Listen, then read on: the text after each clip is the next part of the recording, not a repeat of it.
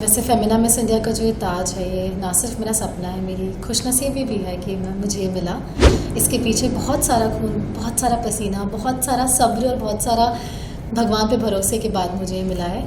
अगर आप किसी चीज़ को ठान लेते हैं ना, तो ऊपर वाला अपने आप रास्ते बनाते ले जाता है। ऊपर वाले के ऊपर तो कुछ है नहीं, तो अपने आप रास्ते बनते जाते हैं, अपने आप आपके दरवाजे खुलते जाते हैं और आपको पता भी नहीं चलता कब आप आपका सपना जी रहे हैं। ये सक्सेस बहुत रातों रात मिली है, ऐसा है। एकदम से छोटे शहर से आने के बाद थोड़े बहुत फॉलोअर्स थे, आज बहुत ज़्यादा नाम हो गया है, बहुत सारा लोगों से प्यार मिल रहा है, सपोर्ट मिल रहा है। तो मेरा बस एक यही रहेगा कि मैं अपने आप को ज़मीन से जोड़े रखूं, क्योंकि यही बेस्ट प्रिपरेशन हो सकती है जो मैं मिस वर्ल्ड के लिए सबसे पहले स्टेप के रूप में कर सकती हूँ। मैं अपने आप को बतौर एक्टर, बतौर अभिनेत्री मैं खुद भी देखना चाहती हूँ, मैं अपने माँ बाप के लिए भी फिल्में करना चाहती हूँ और मेरा पैशन रहा है एक्टिंग हमेशा से। क्राउन के साथ भी, क्राउन के बाद भी और क्राउन के बिना भी एक मेरे अंदर की अभिनेत्री हमेशा से फिल्में करना चाहती थी और मैं बिल्कुल करना चाहूँगी।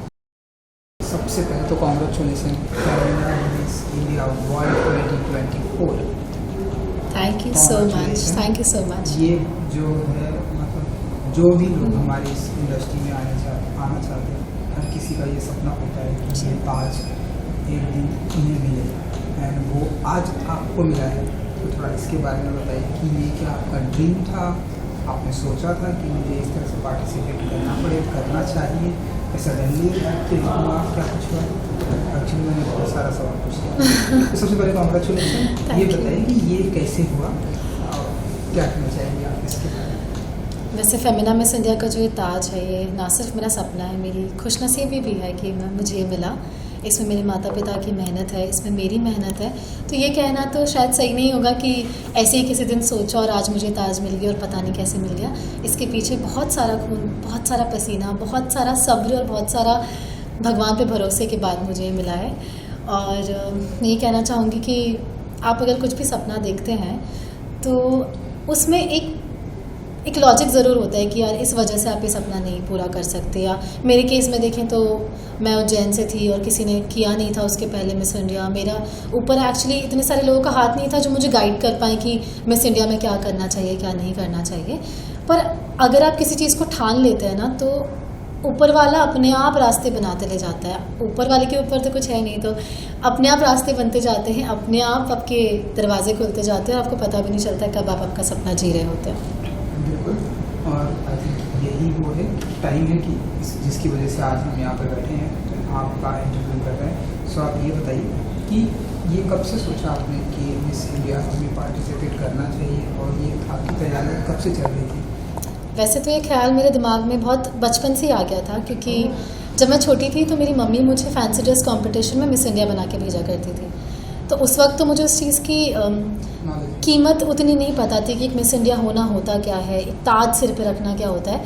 मुझे बस इतना पता था कि मुझे स्टेज पे रहना बहुत अच्छा लगता है, मुझे ये ताज पहन के चलना और ऑडियंस के सामने बोलना और फिर जीत जाना फैंसी ड्रेस कंपटीशन मुझे बहुत अच्छा लगता है। तो मुझे मिस इंडिया बनना है। वहाँ से लेके यहाँ तक के सफ़र में मुझे मिस इंडिया की वैल्यू एक तो समझ में आई, उसकी रिस्पॉन्सिबिलिटी समझ में आई। और जब मैं ग्रेजुएशन कर रही थी मेरे कॉलेज में, मैं रंगमंच से जुड़ी हुई हूँ, तो मैं 7 सालों से थिएटर कर रही हूँ। तो थिएटर के दौरान मुझे अपने बारे में एक चीज़ ये पता चली कि मुझे कहानियाँ कहने का बहुत शौक़ है और मेरे अंदर एक भारत माता के लिए एक जुनून है। तो मुझे लगा कि इस बार भारत माता की कहानी कहते हैं, ना किसी शेक्सपियर के कैरेक्टर की, ना किसी कालिदास की रचना की, पर भारत माता की। इसीलिए मैं मिस इंडिया में आई। सो आप तो कितने किरदार कर लिया, थिएटर प्ले कर लिया, आपने मुझे बताया कि सीता का आपने किया है, एंड कौन कौन से किरदार को आपने प्ले किया है अभी तक? मैंने कई सारे किरदार प्ले किए। मैंने मराठी नाटककार एक बहुत बड़े विजय तेंदुलकर जी, उनके विरासत नाटक में अम्मा का कैरेक्टर किया जो मुझे बहुत पसंद है। मैंने अगर हमारे माइथोलॉजीज़ की तरफ जाया जाए तो रामलीला में सीता का किरदार तो मैं 5 साल से निभाती आई रही हूँ। मैंने कृष्ण लीला में राधा का किरदार किया है। मैंने 2 नाटकों का निर्देशन भी किया है और इसी तरह से कुछ 60 के करीब मैंने नाटक अपने जीवन में करे हैं, कभी प्राइमरी कैरेक्टर्स में तो कभी कोरस बन के भी, पर मेरा रंगमंच के साथ साथ हमेशा जुड़ा रहा है। ये जो क्राउन आज आपने पहना है, ये हजारों लाखों लड़कियों का सपना होता है। बहुत सारे मॉडल जो रैंप हो करती हैं उनका भी ये सपना होता है कि एक दिन ये क्राउन उनके भी सिर पर आए, लेकिन कुछ एक आप जैसे लोगों के सिर पे ही ये क्राउन आता है। तो ये बताइए अब जब ये क्राउन आपके सर पर है तो क्या फील करेंगे आप?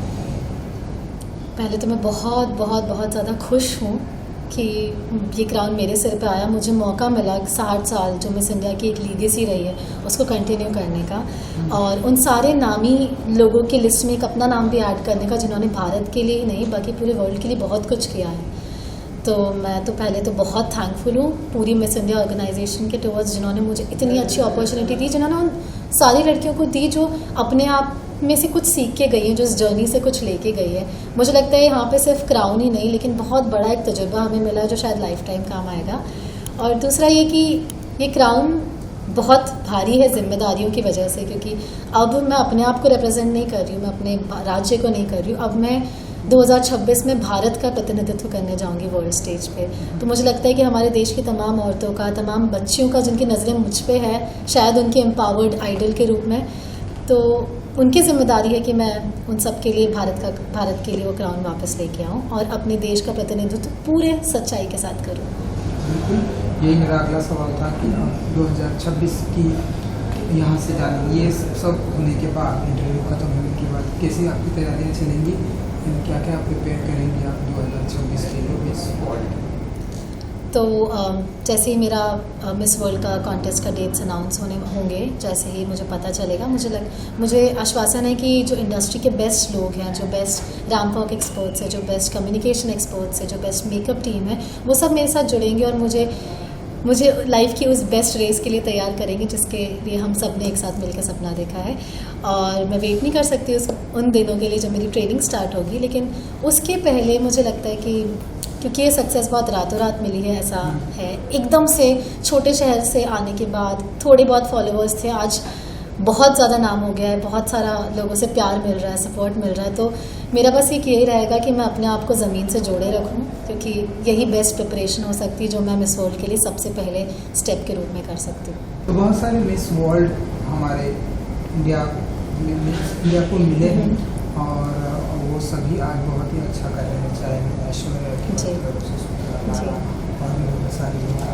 सो अब उन सभी का रास्ता कहीं ना कहीं फिल्म इंडस्ट्री की तरफ जाता है और आज वो अपनी इंडस्ट्री में बहुत अच्छा कर रहे हैं। तो ये 2024 की तैयारी तो आप डेफिनेटली करेंगे। उसके बाद क्या आपके दिमाग में कहीं कुछ ना कुछ एक्टिंग भी आता है कि आपको एक्टिंग करना है, क्योंकि आप थिएटर से इसलिए ये सवाल है कि एक्टिंग भी हम आपको देखेंगे फिल्म इंडस्ट्री में एक्टिंग करते हुए?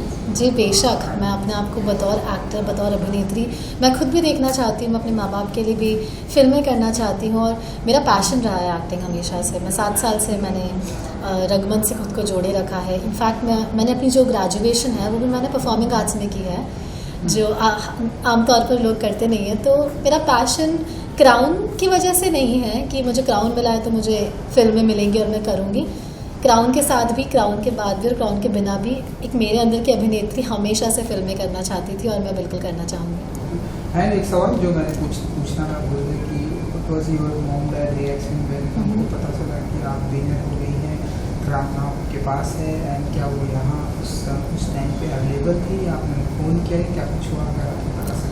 मेरे माता पिता असल में ऑडियंस में ही थे जब मेरा क्राउनिंग मोमेंट हुआ, तो मैंने सबसे पहले उनको देखा, मैंने हाथ जोड़ के तो भगवान को थैंक यू बोला और मैं स्टेज से उन्हें कब से देख ही रही थी। तो मुझे याद है मेरी मम्मी के हाथ जुड़े हुए थे, वो शायद भगवान से ही, जितने भी भगवान से उन्होंने मान मन्नत रखी थी सबसे वो थैंक यू बोल रही होंगी। उनकी आंखों में आंसू थे, पापा की आंखों में आंसू थे, जो कि आमतौर पर देखने को नहीं मिलते हमें। तो मुझे अच्छा लगा कि मैं अपने पिता की आंखों में खुशी के आंसू लेके आ पाई।